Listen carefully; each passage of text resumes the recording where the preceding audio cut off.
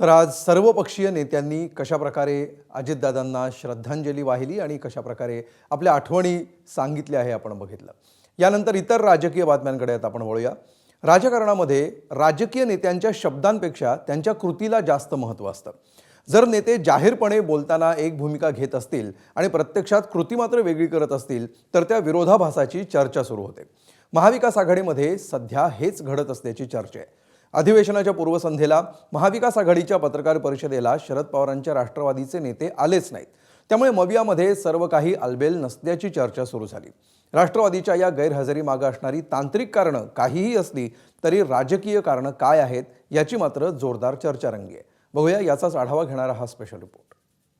आणि आपल्या सर्वांच्या मनामध्ये प्रश्न असेल की आमचा महाविकास आघाडीचा तिसरा मित्रपक्ष कुठे आहे।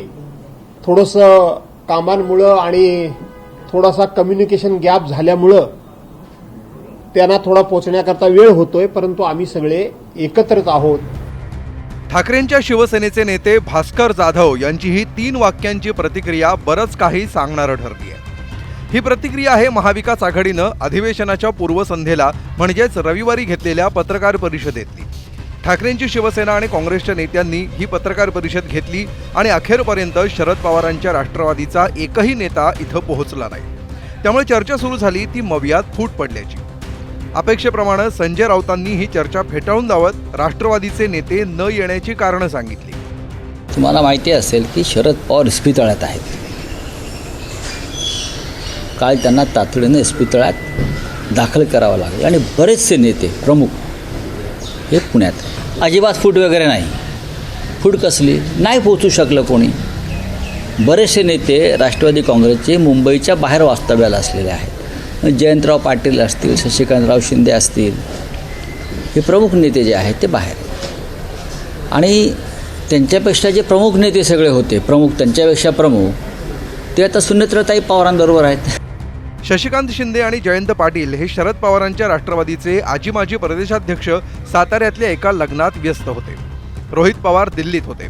त्यामुळे जितेंद्र आव्हाडांना या पत्रकार परिषदेला जाण्याच्या सूचना होत्या, मात्र तेही इतर कामात व्यस्त राहिल्यामुळे मवियाच्या बैठकीला पोहोचले नसल्याचं कळतंय।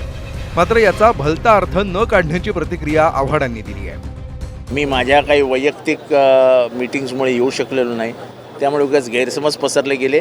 पण आम्ही महाविकास आघाडीचे घटक आहोत, घटक राहू आणि आता विधानसभेत तुम्हाला दिसेलच। मवियामध्ये रंगलेल्या या नाराजी नाट्याला पार्श्वभूमी आहे ती तोंडावर आलेल्या राज्यसभा निवडणुकीची। येत्या 16 मार्चला राज्यसभा सदस्यत्वाची निवडणूक होतीये। यात मवियाचं संख्याबळ पाहता एक उमेदवार निवडून जाऊ शकतो। शरद पवारांची राज्यसभेची टर्म संपत असल्यामुळे त्यांच्या नावाची सध्या जोरदार चर्चा आहे। संजय राऊतांनीही सुरुवातीला शरद पवारांना राज्यसभेवर पाठवण्याची भाषा केली होती, मात्र आदित्य ठाकरेंनी या जागेवर आपल्या पक्षाचा दावा सांगितल्यानंतर राऊतांचीही भाषा बदलली आहे। आमच्या पक्षाचं एक स्पष्ट मत आहे की ही जागा ही शिवसेनेची आहे। जर तुम्ही आमच्या पक्षात आमच्या सगळ्या अर्थात नेते किंवा इव्हन आमदार जे ह्या सभेसाठी मतदान करतात त्यांना विचारलं, राज्यसभेसाठी मतदान करतात, तर सगळ्याच आमदारांचं मत आहे की ही शिवसेनेची जागा आहे आणि ती शिवसेनेकडे आली पाहिजे। माननीय शरद पवार साहेबांची इच्छा आहे असं मी म्हणालो, राईट। त्यात मी काय चुकीचं सांगितलं? ते ज्येष्ठ नेते आहेत, ते महाविकास आघाडीतले नेते आहेत, त्यांनी इच्छा व्यक्त केलेली आहे।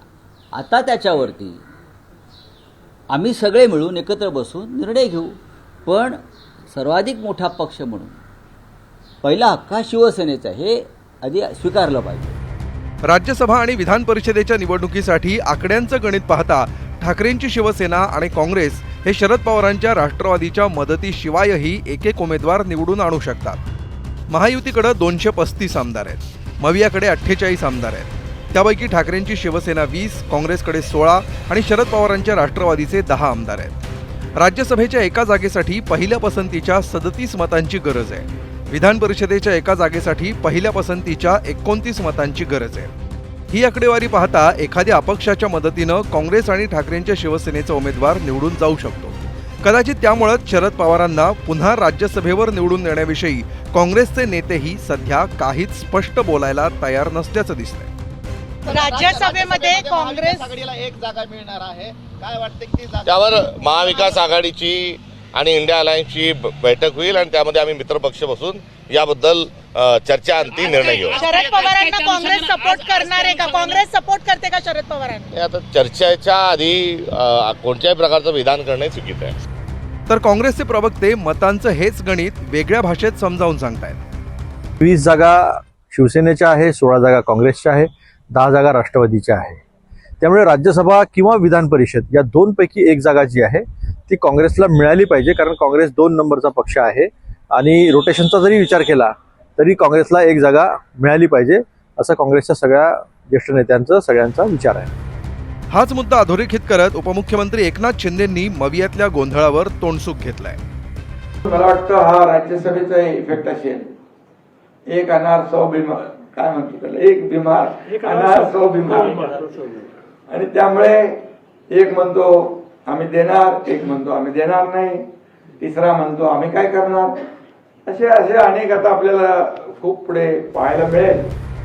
एकीकडे विलिनीकरणाच्या चर्चेच्या निमित्तानं शरद पवारांची राष्ट्रवादी एनडीएच्या दिशेनं सरकत असल्याची चर्चा आणि दुसरीकडे मवियातील घटक पक्षांसोबत राज्यसभा निवडणुकीवरून वाढत चाललेला दुरावा पाहता मवियाचा पुढचा प्रवास कसा असेल यावर फार मोठं प्रश्नचिन्ह उभं राहिलंय.